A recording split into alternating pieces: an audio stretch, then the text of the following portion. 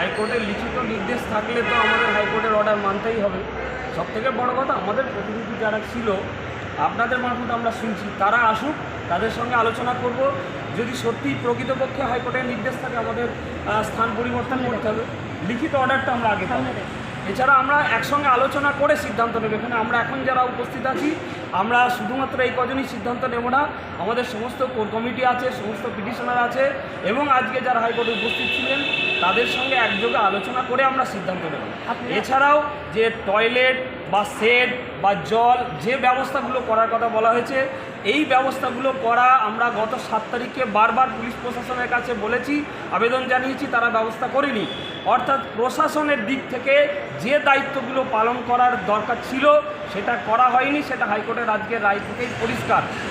আমরা আমাদের শান্তিপূর্ণ অবস্থান যেমন চলছিল, আপনারা গত কয়েকদিন ধরেও দেখেছেন যে আমাদের শান্তিপূর্ণ আন্দোলন এবং বিক্ষোভ কর্মসূচি যেভাবে চলছিল সেভাবেই চলবে। স্থান পরিবর্তনের বিষয়টা ওরা আসলে আমরা আলোচনা করেছি। আচ্ছা, আলোচনা